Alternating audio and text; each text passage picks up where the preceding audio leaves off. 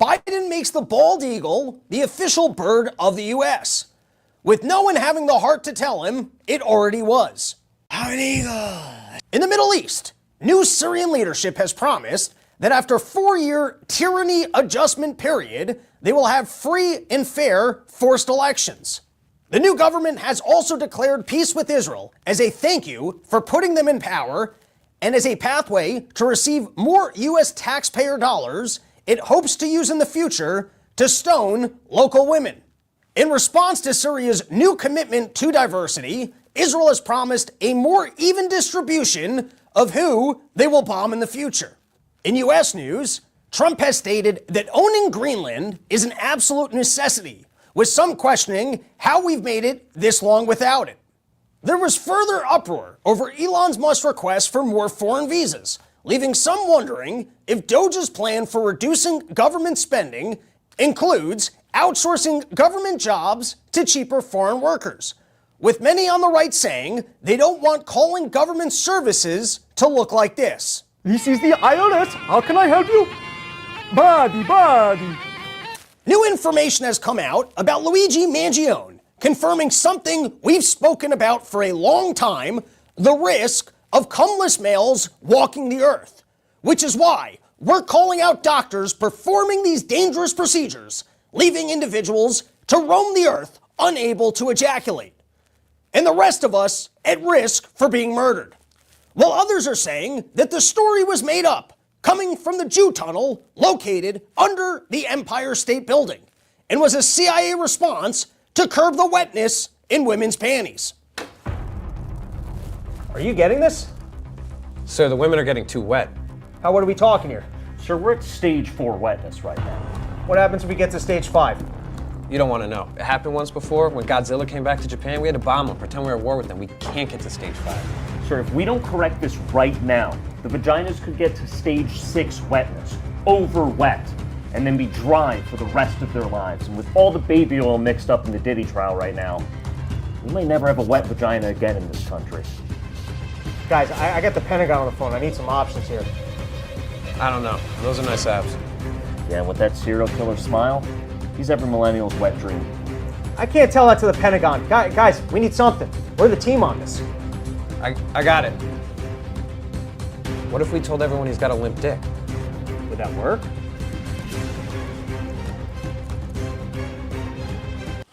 It's already working. And lastly, with reports coming back stating that the FBI only had informants on January 6th, we talk to an exclusive FBI whistleblower. Yeah, that was me. I taught those guys everything I know about opening doors. I had my best man on it that day, textbook stuff. Door openers, window smashers, upper window pokers, magnetic door coordinators, magnetic door holders, crowd pushers, crowd pullers, inside door openers and wave them in, and even guys to move up the lines. I mean, we did everything by the book. And then they put me out of the streets. They try and discredit my whole department, try and make it seem like it was just a fluke. That was us. Now I got to work my way back up from the top, opening doors for people that don't even respect the art of opening up doors. But hey, you got to work your way back up from the bottom. You taking over? All right, it's your shift. Story will come out. You guys will find out the truth. It's your daily dose of misinformation, pulled from a lightly hemorrhoided asshole. It's today's Run Your Mouth!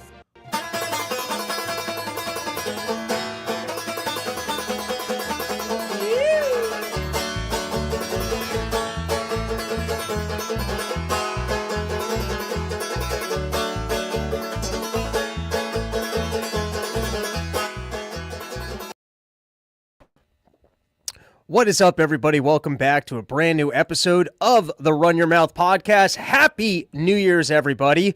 And we're getting a head start on my goal for next year, which is a return to stupid. Enough of all this hoity-toity actual information.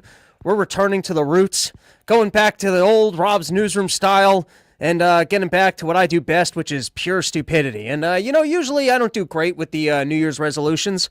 I don't know what you guys have failed on with your resolutions in the past. One year I made a resolution that I would just jerk off with more lubricant. I couldn't even hold to that.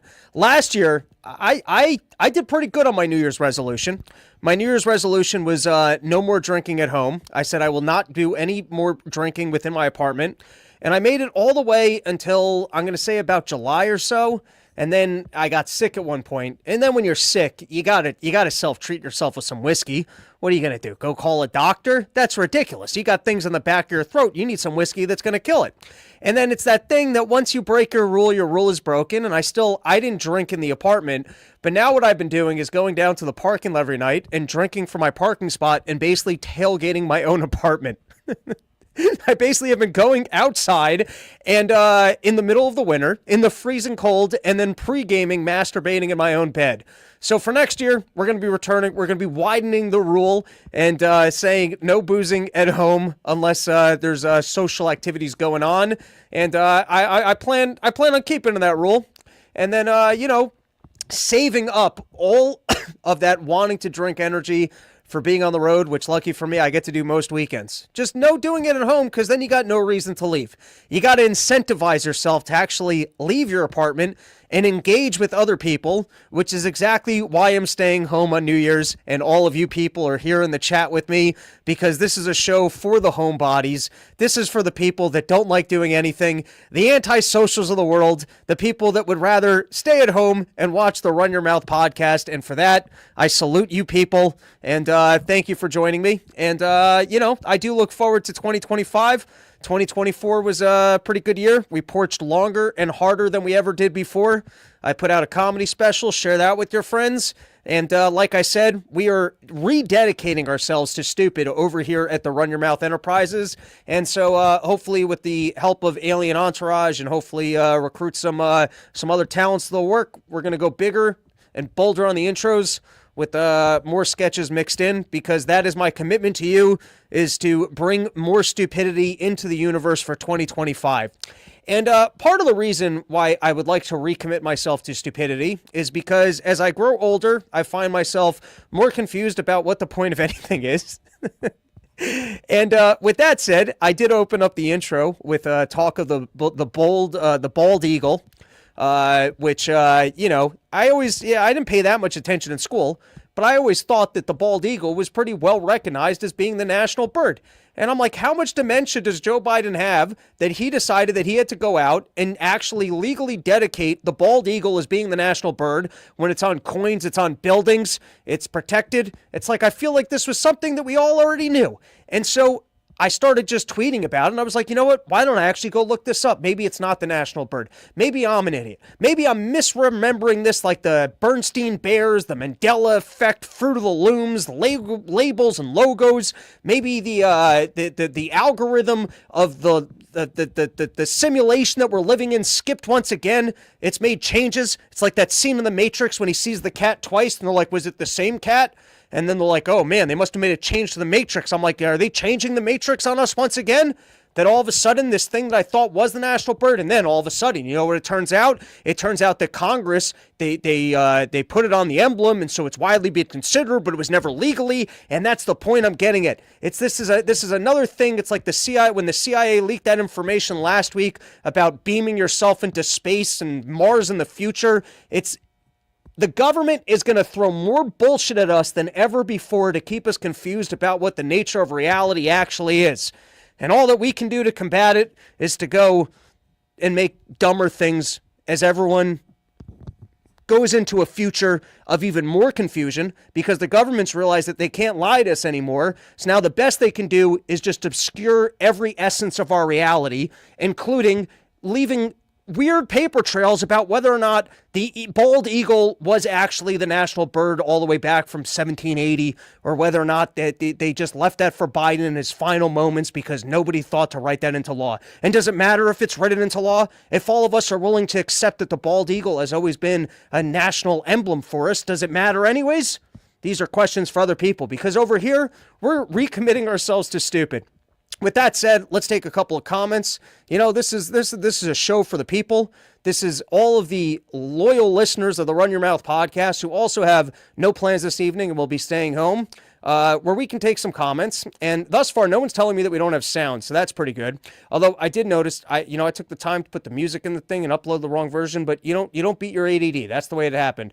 All right, I will read comments other than the people just saying Happy New Year's, because we all already know that it's New Year's. Dr. Meatblood, my resolution is to find some drugs. I hope that you find clean and safe drugs and you have a responsible, good time with them, because that's the world that we live in. You got to be careful of the fentanyl. And I didn't like science. I don't like science fair experiments. So if I got to run a science fair experiment on the drugs to find out whether or not I can take them, I'll just drink more and take some kratom. Runaway Slav, Robbie defends Pooper Clip because he and Dave refuse to say those who worship cow dung do not belling in America, not even English. But you were close to a coherent comment. Monsa West, better just jerk off dry. That way when the urge hits, there's no stopping you. That's one approach. Runaway Slav coming back. I'm headed to family dinner from liquor store with more champagne. We aren't total losers. If you're drinking champagne from a liquor store, you're not really helping your argument of not being total losers. And who likes champagne anyways? Champagne's for women at brunch who don't have the balls to just have a Bloody Mary. If you're already going to be drinking at brunch, Bloody Mary's the way to go. And I'm a whiskey guy, unless you get stuck day drinking, in which case Bloody Marys make sense. And I like it as spiced up as it can be. I like it with as many olives as I can pull out. I like it with a big celery stick I'm not going to eat. I like a whole salad coming out of my Bloody Mary so I can pretend like I'm being healthy while I booze during the day. Champagne is for women. It's for women who don't have the balls to drink a Bloody Mary, so they get the mimosas, and then they have a headache in the afternoon and complain it to you like it's your fault, where you're like, yeah, you had a mimosa at 10 in the morning. What did you think was going to happen? Eric John, pizza artist. Happy New Year's, Robbie. Looking forward to seeing you guys next time you're in Rhode Island. Pizza and sandwiches for everyone. I look forward to some pizza strips. And like I said, roast beef and olives. That's what I'd like to see on a pizza strip. Even though plain, your pizza strips are delicious. Unlike the El Presidente, who can eat and process the cheese and do full pizza reviews. I'm a big fan of the pizza strips. I thought they were delicious. And also, that Rhode Island Comedy Club is a particularly good comedy club. I don't know why it's not on the books yet for this upcoming year. Mansa West, red beer is always a good one. No need for all of the other shit. Fair enough. All right, let's get into some news topics. I do have things that I'd like to cover. And let's start with Biden regrets leaving presidential race, thinks he could have beaten Trump. And while I will continue to read, try and self-educate, I've been listening to audiobooks on 1.7 speed, which is a good time. I've noticed that the reason why I found school so boring is because people talked real slow and you had to sit at a desk when you listen to them. I'm not incapable of absorbing knowledge. I just need to hear it on 1.7 speed, which I guess is about the speed that my brain runs at. And while I'm driving and doing other things so that I can basically space out through all the dribble that exists in books. There's a lot of dribble, and then every once in a while you hear something that's interesting. You're like, all right, I'll start listening. And then it's like skimming it at 1.7 speed until it actually gets to something that you wanted to listen to, and then you tune back in again. And then you can start absorbing information. And so, yes, I do invest in trying to become more intelligent, but I'd also like to somehow acquire dumb people confidence because it's the Dunning-Kruger effect. I explored it in an earlier, hold on, I just felt like I was peaking in my can, so I'm just lowering the audio a little bit. But anyways, I'd like to somehow get the confidence that stupid people seem to have. That the dumber people are, the more confident and capable they seem to feel. And so I don't know how you can both self-educate and try and become more intelligent and have some humility about your talents, but then also somehow walk around with the delusional dementia confidence of, despite all the evidence, being like, I think I should have won. And I guess that's what's nice about it's like kind of when you go out with uglier, fatter people than yourself. And so then by comparison, you're better looking. And so that's the nice thing about having employees like Kamala Harris and Kamala Harris looking at Joe Biden. And then you're in a reinforcing circle of, well, at least I'm not as dumb as that guy. So clearly I should be the one making decisions because it's between me and the person with dementia. And then the guy with dementia is looking at Kamala Harris and going, Obviously, the world's better off with me making the decisions than that stupid bitch. And then she looks at him and goes, but he's got dementia. It's a nice dementia circle of confidence where both people get to go, well, at least I am better at that person, and so I can feel good about the decisions that I'm making for everybody. This was the other story that came out, and this was the title of today's episode, that is everything is revealed when it's no longer relevant. And the government does an incredible job of, they'll give you the information once it doesn't matter anymore. And does anyone ever figure out why we don't get the information sooner? Why can't it ever come out while it's still relevant? It can actually influence decisions. It might actually bring people to accountability. It's always once we moved on that we can figure these things out. And so, of course, for years they're investigating Joe Biden, millions of dollars going through countless shell companies, Hunter Biden on the board, Joe Biden making statements of, hey, I'm not going to send you guys that stuff until you stop investigating my kid or the company that my kid works for. And so, sure, we've got all sorts of paper trails. Sure, we've got all sorts of information that would seem to indicate, is Joe Biden actually working for the good of the American people? Or is he just trying to send as much money over to the Ukraine as he can so that he can launder it back to himself for him to not even realize that he has money when he's, just sitting? If you got as much dementia as Biden, how much money do you even need? You like sitting on your shitty chair on the beach anyways. You think you look good even though you got your shitty old man tits and your wrinkly Mr. Burns skin, but you seem to be happy because all you like is ice cream cones. Think about how little Joe Biden actually needs to be happy. He wants a seat on the beach and a vanilla ice cream cone. I feel like we could come together and give the guy the $100,000 a year he needs to get the nurses and the care to sit on the beach in some stupid lawn chair. It's almost surprising how, at least publicly, little taste these people have for the nice life. Like, you see the pictures of Donald Trump in Mar-a-Lago, and you're like, this seems like a pretty nice establishment, but then he's eating fast food all the time, and you're like, what's the point of being this rich if you're not going to eat nice steaks? I guess you imported yourself a hot wife. That was a good use of your money. But then you look at Joe Biden, and you're like, if all that you like is sitting in chairs and eating ice cream cones, how much money do you actually need in order to facilitate that lifestyle? It seems like that would be doable, even on a common man's salary. You could go back to petting the legs of little kids' hairs or having little kids pet your hairs in swimming pools and probably still live out your dream of sitting in a shitty chair on the beach and just eating an ice cream cone. But anyways, now that Joe Biden's finally leaving office, he'll have his defense forever. I don't remember. Wait, what happened? Nobody said that. I said that. You didn't say that.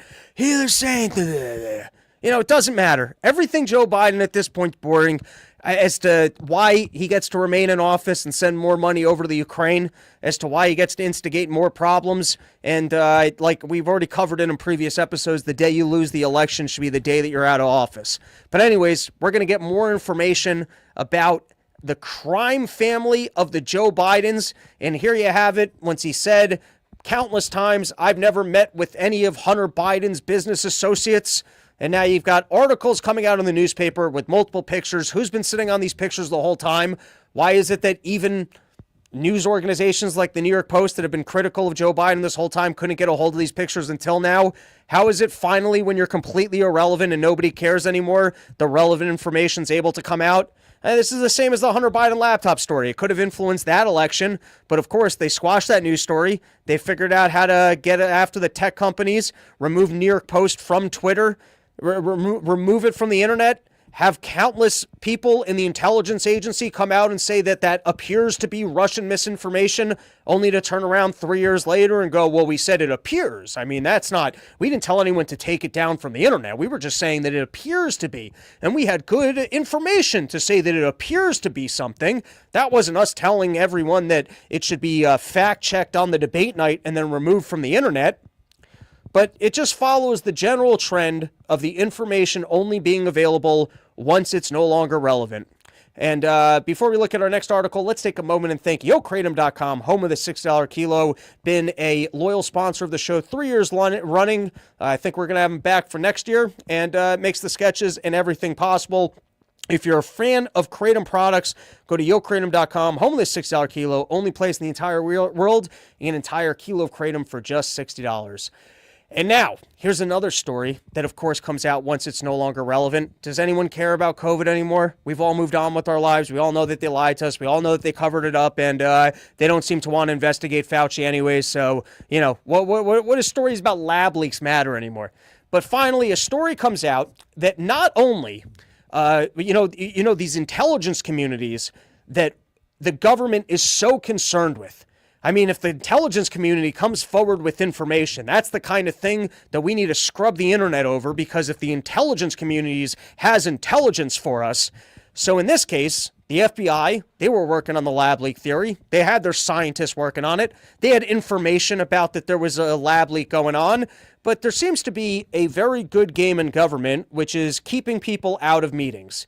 And so when they had their big meeting and Joe Biden, even though mostly dementia itself, was like, hey, can I get someone other than Fauci here giving me some of the information about what's going on?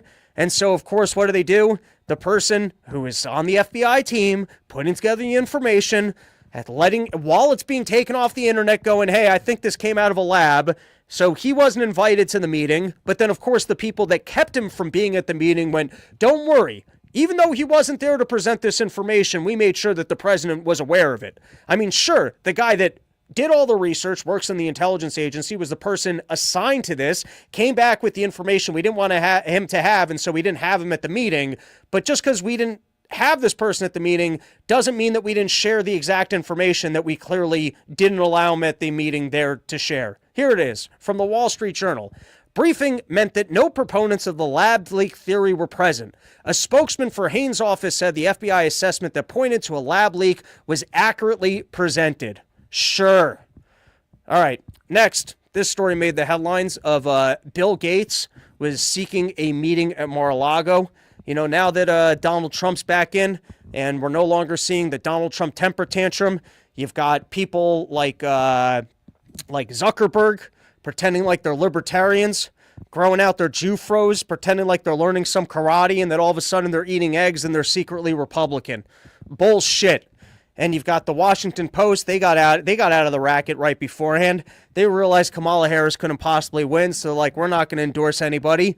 And now you've got all these people that have been backing the Democrats the entire time, realizing that Donald Trump, well, he's coming into office. There's a new sheriff in town. How can I make sure that I get myself a piece of the pie? I mean, if Elon Musk can rig the game so that he can bring indentured servants into the country through H-1B visa programs, and I can no longer get my ESG money and pretend like I'm promoting women and minorities, and so government better fund my windmill, well, I got to figure out how I'm going to get myself the piece of the pie. And so everyone's trying to angle their way in. No conversation of, hey, why don't we just unwind all the government spending and that the attachment to government is the way to get all these contracts? Isn't there something fun about listening to these Democrats complain now about the affiliation that Elon Musk has and the contracts and the conflict of interest? Were we hearing that about Bill Gates? We were hearing that about Big Pharma? Were we hearing that about Larry Fink and BlackRock and ESG scores? Through the entire, do we hear that about the pharmaceutical companies? Do we hear that about the military-industrial complex, which Elon Musk is a part of? But now all of a sudden they want to cover that story, and I agree. Let's cover that story.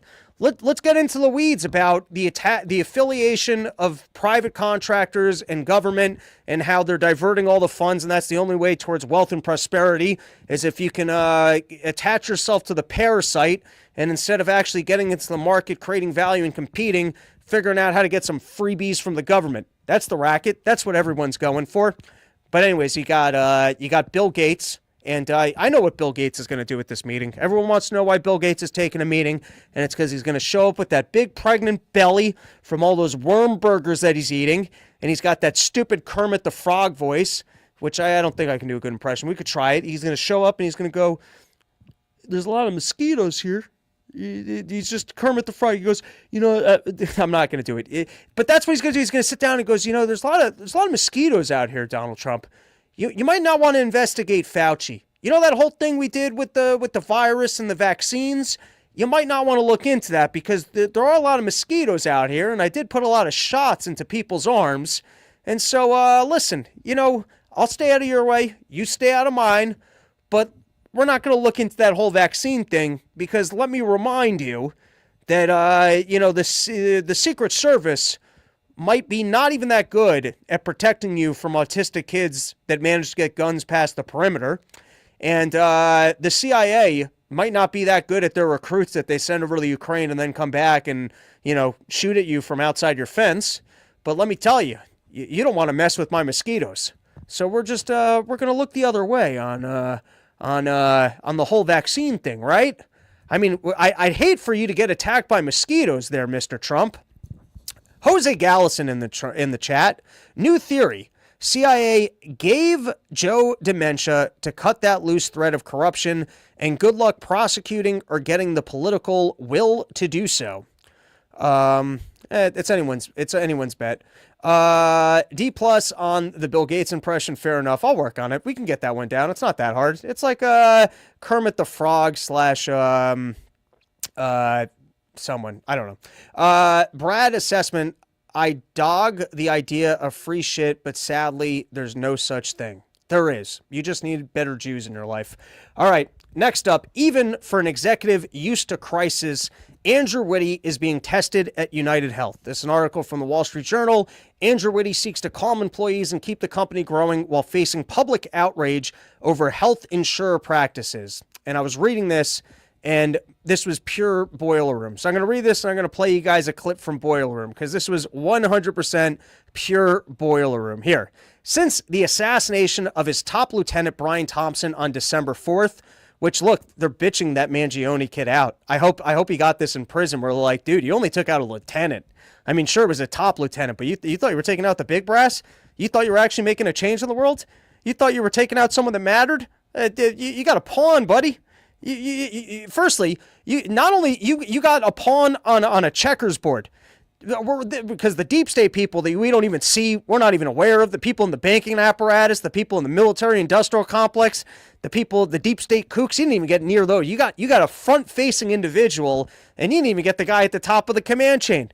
You got a pawn on a checkers board, my friend. Since the assassination of his top lieutenant, Brian Thompson, on December 4th, Andrew Whitty has been keeping long, difficult hours at the Minnesota headquarters of the giant company he runs, United Health Group. Whitty has been telling company executives during meetings and rank-and-file employees in videos that the work they do is important, life-saving, and deeply appreciated following the killing of Thompson, who had run the company's health insurance division. Which, plebs like to feel like they're doing good in the world. And so if you work at a corporation, the sociopaths at the top of the corporation have to pretend like what you're doing is a meaningful contribution to society and that you should feel good about your work. Because that's what people want to feel good. Even Hitler knew this. If you ever read about how they gassed the Jews, it's because they gave everyone just one little job. And that's one of the evils of the world, is everyone's just doing their job. I'm just putting people on a train. I'm just closing a train door. I'm just pulling people off a train. I'm just flipping this thing. And everyone gets to remove themselves from what the company's actually doing. And so in this case, maybe you're out there. Maybe you love your insurance. Maybe you've gotten full treatment for everything. Maybe you haven't dug in that far into how we could live a better system where the prices are actually made readily available. We don't all have to have insurance that forces us into jobs, forces us to keep our employers. I mean, there's a whole bunch of scams. There's licensing laws. There's a lot of shenanigans in the system that forces us all to carry these insurance things at the high prices. But anyways, it's part of corporate America that if you're at the top, you're the sociopath making all the money, you got to tell all the people beneath you that what they're doing is noble, honest, and good work. So that's what he's been doing. He's been taking meetings and telling everyone, listen, what we do here is we save lives. And then next paragraph, more quietly, Whitty is telling executives that the company is expecting to hit financial records by the end of the year. It is up to Whitty, a knighted former pharmaceutical chief who went on to a rare second act running the even larger, more powerful healthcare conglomerate that is United Health, to steer through one of the worst corporate crises imaginable, the targeted killing of its own executive. And now I want to play this clip from Boiler Room, because this is pure Boiler Room, and then I see I got my noble guest coming on, but let's play this, and then I'll turn it over to a CEO for comment. It's called MedPatent. They just designed the world's first retractable syringe. That means that nurses and doctors will never again have to worry about infection from dirty needles. This is not going to be an alternative in the medical world. This is going to be the standard. We all know that we're here to make money. But if we can do something good like this, well, it's all the better. So I want you to go out, buy yourselves a new car. Go buy yourself a house. Go into debt. You are going to make $1 million inside of 6 months.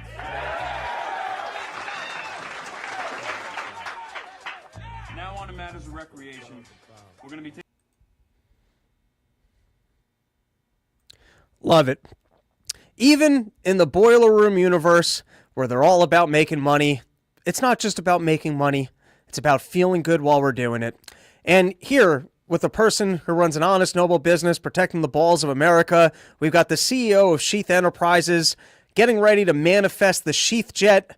Robert, every year you've manifested my career getting a little bit better. Tell us about the plans for the vision board for 2025. What do you got going on tonight? What does the ceremony look like? You going to kill some chickens?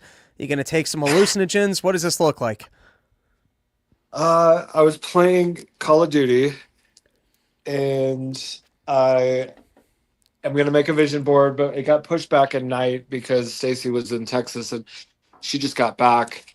But I got this new Bruce Lee magazine, trying to get more fit for 2025. 25 is going to be the year of the Robs.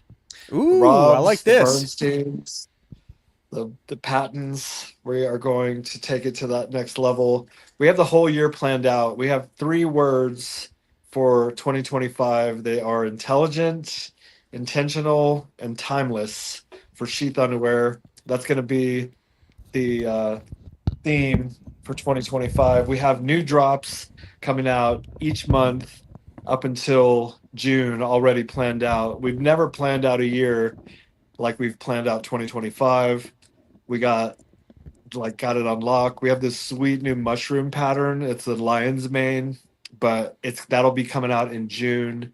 Tomorrow, or midnight tonight, we have the purple camo, the purple rain, if you will. We're gonna drop the purple camo and hoodies tonight at midnight for 25. Robert, can I get a 2025 care package with one of those nice hats you're wearing so I can represent some new hats on the shows? I like that one. That's Absolutely. a nice hat you got there. Yeah, and we have the red, we got the blue. Obviously, we like the red a little bit more, but I know yellow is libertarian, but that's a little tough to pull off. My favorites thus far is I like the longer underwears, the one that go just above the knee, and the Cerrone patterns were I think was my favorite to date. That kind of philosophical, the raptor, the red raptor pattern, and then the orange with the hexes. I mean, you want to talk about my junk looking sexy. You want to talk about undressing and feeling good until you take off your shirt and see what the upper body looks like. I feel like those have been the biggest winners to date. And if I'm doing my Sheath review of the underwears that I've loved, and then of course I've said it 1,000 times, but there is nothing better than your long johns. I was not a long john guy, but if you're doing any activity in the cold, the silk slippery smoothness and the heat from the Sheath long johns. Are the long johns back, or are you restocking them for winter 2025? I got some new ones. If I haven't sent them to you, I am remiss. They have a gold waistband, and I'm showing you my Godfather thing. But I'll have to send you the new thing. I'll send you the new base layer, top and bottom. You gotta send them direct. Those animals over at Gas Digital, they steal my underwear every time. Well, they know a good thing, and they don't want to let it go to waste. I was watching so many comedians wear sheath, and I love it. But I'll be seeing like the hand wave at the end or whatever, or they'll do a gesture, and you almost see the waistband. And I saw Colin Terrell. Thank you. And I saw hilarious our comedian. waistband. Yeah, he sounds like a Conor McGregor kind of, well, whatever, just because he's from Ireland. But Very funny. I saw like I love when you guys are wearing sheath on stage, and I catch like a little glimpse of the waistband because I'm always watching. So if you're not wearing them, I'll know if you lift your shirt up high enough. But anyways, I am All having a right, good so time. tell us, 2025. What are you planning to manifest, Robert? I think the jet is it. I mean, we're due for the jet. I've had a jet on my vision board for everyone since like 2010, and it hasn't happened yet. But I don't even necessarily have to have like own it. I think just leasing it would be something reasonable. Possibly a second house in Texas because most of my family is in Texas. We're in And you've got Colorado. you got the second office down there. Exactly. So I think having dual citizenship will go to Texas during the winter because man, it's like 76 degrees. You were just there in Austin, right? I like a little winter action, my friend. Yeah. I like having seasons, and I think Colorado has a particularly beautiful winter. With that said, I got a squat rack in my living room now. My injuries are I'm getting past them. I'm not totally free and clear, but there's been some real improvements. I'm back to push-ups. I'm back to pull-ups, even though there's still something going on in the arm. I've been lightly jogging. I did a good cycle session yesterday, and I believe that Dave Smith added a July date for Colorado. Denver. So you and I Yes. are gonna have to put a Manitou incline challenge on the books. Let's get. I mean, absolutely 100%. It'd be funny to get Dave to try to do it with us, but I don't know how physically active he is. He's all mental, but I'd be happy to do that. I've been getting back into it. I just got these new shoes. They're kind of funny looking, I guess. They're these UFOs, OOFOS or something, and they really help with running because as I'm 46, but my Achilles, my knees, like my back, it starts hurting. But they have this extra cushion, and I'm able to run again. So I'll be right back there with you, ready to rock. Come June, I'll start preparing now slowly and get back in shape because I put on like 10 pounds and not in a good way. Yeah, me as well. All right, so before I let you go, you're out here, you're building the business. You had the UFC partnership in 2024. You're going bigger in 2025. You got the whole schedule planned out. You're planning on manifesting this jet. You're going to make a vision board, and you're going to manifest even more ticket sales for yours truly. I know you put me on the vision board every year, and I'm honored to be there. What's your business tip for the people as they're thinking about their New Year's resolutions tonight and putting together successful years? I think just having a New Year's resolution for making a vision board is a nice start to the year. I don't know if that's necessarily the best advice for the year. Read Think and Grow Rich. You should be reading that annually.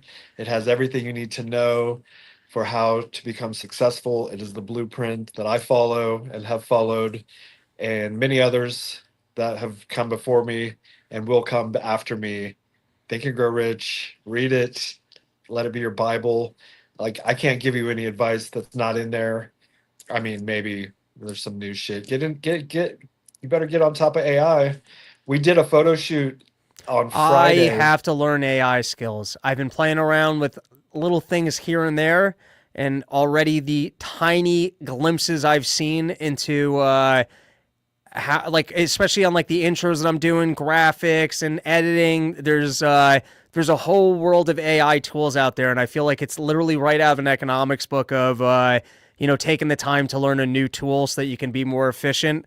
And it's just not anything that I'm good at. I just want to get out there and do it. Like I'm the idiot who someone else will start figuring out how to use the tractor, and I'm like, nah, I'm good with my shovel. I don't want to take the time to learn how to do that. You know what I mean? Yeah. And that's kind of like the basis Yeah. of economic productivity and delaying gratification. So what AI tools have you delved into? Because I do think all of us at some point are we're either gonna turn around and embrace these tools, or we're gonna be the old people annoyed clicking on an iPad yelling at their grandkid, how come this thing isn't working? Well, I mean, we all need to. I think we've all gotten relaxed. I was listening to PBD or today, and he was talking, or like talking about Elon Musk and Vivek Ramaswamy talking about how the immigrants coming in are coming in because Americans aren't competitive, and it kind of gave me this little fire in my ass. Like, we do need to step it up a little bit. We're a little bit too complacent, and as Americans, we got it too nice. We need to hustle a little bit more. I think they're right at that, and if we don't want them coming and taking our jobs, we need to step it up. And the first thing you can do is learn new shit, aka AI. Get on it. We got Sora, which is the new video uh, like AI where you can prompt it to make movies and stuff. Runway is really cool because you can take a picture and it'll turn it into a video, really short video, but it's amazing. Um, you have Claude, which is more for analytics in terms like you can feed it data and it'll give you recommendations. Of course, ChatGPT and Gemini is like getting back since their faux pas with the Black George Washington situation. But they're all like you gotta fuck with them all. Honestly, there's so many of them. Did you see the new Adidas commercial that was made pretty much mostly by AI? I haven't seen that yet. Well, it turns out it wasn't mostly made by. It was made by a bunch of different AI tools, but it's really cool. I'll have to send it to you. It's like this floral pattern, but you know the actors, the models in it they're AI, and it's really cool. So There you I'll go. have to send it to you. Yeah. All right, Mr. Robert, thank you for being a loyal partner of the show. We love the sheath underwear. I can't tell you how many events I'm at. People like to show me that they're wearing the sheaths. They like to show off their bulges. And I look forward to continuing 2025 and spreading the sheath gospel to all the people out there who might still be wearing some crappy underwear to step up their game, because sheath is the way, my friend. Well, it's very nice to have such a smart intellectual genius like yourself promoting I don't know sheep, about 'cause that, but thank you, sir. well, you're very smart. Obviously, you're Jewish. You got the genes, and There you you go. always impress me with everything. And if it's good to have smart people telling others that sheath is good because you don't want a bunch of idiots telling them that sheath is great. But thank you. I'll see you next year. I hope you have a great New Year's Eve. Thank you, everyone, all the Run Your Mouth, Robbie the Fire fans. Thank you for trying sheath. We appreciate you. I hope you have the best 2025, and I hope every year only gets better from there on for each of you. There you go. From me. Bobby the Bank, Happy New Year's, manifesting the sheath jet and more ticket sales and Porch Tour Enterprises of America. Level up. Thank you, sir. Have a great New Year's. Thank you, sir. You too. All right, so getting back into it, we were talking about the evil healthcare apparatus, and I'd said quite a, we've spoken quite a few times on the show about the Mangione incident. Hold on one second. Let me just pull up the next slide that we got here, and here I'm gonna add it,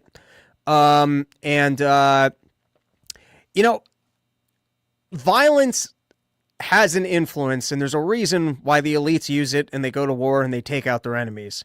And sometimes I think about the usage of violence and the monopoly that government has on violence, and you wonder if perhaps, essentially, people with a lot of power that are able to get away with using violence have maybe a better strategy from a Darwinian perspective of that they're basically cheating and engaging in evil while perhaps enforcing morality on the rest of us so that we can't truly compete with them. And I don't really take that belief because I like to believe in goodness. I'm a big old dumb hippie.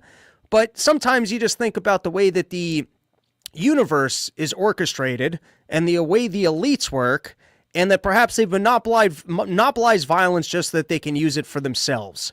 And so, I was somewhat saying that what happened here was interesting because it was targeted, and usually we don't see violence being used in this way, and maybe it will actually put the elites on their toes and force them to do some makes maybe this actually could bring about better change, or maybe even to the extent that people are fawning over this individual and going, instead of going, how dare this person do this thing, there was more of an attitude of, wow, someone actually stepped up and did something brave. Not my attitude, but the fact that that was kind of the reaction of the market, I would think that would kind of put the elites on edge and maybe actually influence a positive change.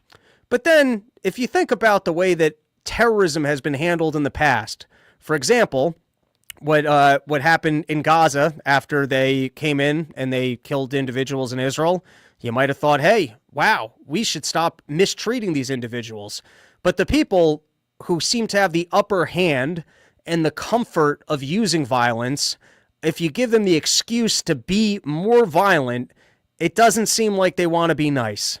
And so my guess is if we enter into a new paradigm of going after the elites and actually going, hey, it's not fair that you guys lie, cheat, and steal and are amoral, and you force morality upon all of us, and the only way for us to enact change is through violence, I think we're actually playing a losing game, because they are much better at violence and amorality than we are. And that's the nature of society, and us getting together and going, hey, let's actually have some morals here, because then if we get along, we can all do better. And so sure, the elites have kind of hijacked that and gotten themselves to the bonus rounds of amorality. But I think if you just kind of play out the incentives of using violence, I think it will be a losing game for us, because they're better at it and they have more resources. I don't think this is that different than the argument I had with Top Lobster on Liberty Lockdown, or I've had other conversations where I've heard people go, "Hey, the left or certain branches of liberals who preach socialism are our enemy, and at the end of the day, we're going to have to kind of come together and enforce our point of view because they're a danger to us." But to me, then you're just kind of playing into, well, violence is an answer here. And then you're gambling on that you'll be able to impose violence on them as opposed to them imposing violence on you. And so I think we're all better off speaking to morality and not just engaging in violence. And I think as people have been celebrating this, I think we're probably playing a losing game, and that the elites have more power and less morality than us and more access to violence and a better ability to, enforce it upon us. So while on an early episode of Part of the Problem, I said that this is somewhat interesting and, maybe it actually forces some good because it puts the elites on their toes. I think if you actually play it through and think of the response from the elites from previous terrorism, American citizens basically engaging in targeted violence to enact change, I don't think will actually push us forward in a better direction. All right, we got a couple more topics. Oh, no, we got one last topic, and then we can call it a day. And I do have some new stand-up jokes that I'm hoping to work out about this, about how essentially we've teamed up with the terrorists now. It's quite a change.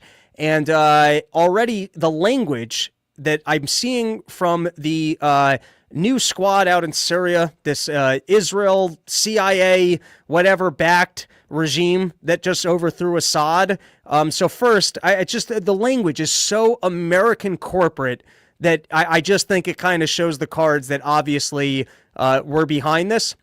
And the fact that we're, now embracing Al-Qaeda or whatever. It just, is it Al-Qaeda or is it the, what's the other name for these? I get confused.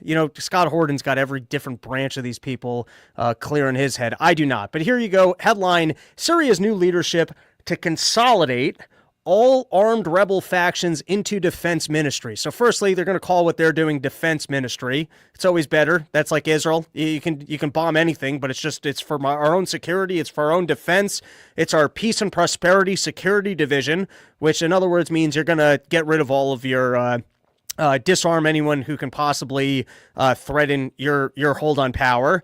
And you'll use words like consolidate, because that's just good American corporate speak. It makes everyone feels good, like the arming the moderate rebels. It's just a consolidation, which probably means beheading other people who you think might actually challenge your grip on power. And then this was also from the Wall Street Journal. This was from the opinion section. I thought that this was funny. People who fear Islamic governance either have seen incorrect implementation of it or do not understand it properly. And this is that's like some Bible talk. Like if you're not getting it, it's just because you haven't done enough of it. If you don't love studying Talmud, you just haven't studied. You know how much of this bullshit I used to hear back in the day? It's just if you don't love it, it's because you just haven't done enough of it properly. And so for anyone who fears Islamic governance, it's a little bit like the wet dream of liberals of regulation. Well, sometimes we do too much regulation, but there's the little sweet spot. It's kind of like the porridge. This one's too hot, this one's too cold. But if we can get the level set perfectly, we can't just not have government regulation. And sure, we fucked up every other time that we've tried to institute government regulation, and it just became a tool for the elites to, basically make sure that other people couldn't compete with them and they could have more of the resources. But if we could get just the right level of regulation, then it would be important. And that's the same thing with Islamic terrorism, is that, just in the past, you guys didn't understand it or use it properly, but not to fear, we have the proper levels of Islamic governance, and if you just took the time to understand our beheadings properly, then you'd feel more comfortable with it. And then the one thing that might, actually bring peace in the region is apparently Netanyahu to have prostate removal surgery on Sunday. And maybe with this prostate removed, he'll actually be able to pee properly and he won't need to bomb things anymore. Maybe he just had a backed up stream this whole time and he's been on edge. He's had rectal pains and an inability to urinate, which has led him to, because actually the shaking of the earth when it bombs helps him, pee out his urine. And it turns out all he needed to do was get his prostate removed. And then who knows, maybe without that pain in his ass constantly, he might turn around and go, hey, I think we can actually get along with these people. Now, I don't actually know how prostates work, but, I did want to leave on a positive note. If we're going to do a whole show about going into 2025, maybe the pathway to peace is just removing the prostates from more of the old men world leaders who don't have good urinary streams and just have backed up urine, which are influencing bad decisions. All right, let's take some comments because I don't have any plans tonight. I'll take all your comments, whatever you guys want to throw at us as we're out here in Times Square before the masses take over and begin urinating in their pants. Don't ever go to Times Square it looks good on television for the 10 seconds that they drop things. The couple bands that are there, you won't get a view of it. But I think the people of this show who are in this live stream already don't like leaving the house all that much. All right, Runaway Slav. Mandela was a terrorist. Don't bomb restaurants because they have happy white families in them, because you live as human baboons in mud and tin shacks. I'm not really sure that I have much to say on that. Dildo Fagins. Multiple rebel factions are going to consolidate together perfectly. Brad Anesman. It's an acquired taste empire building.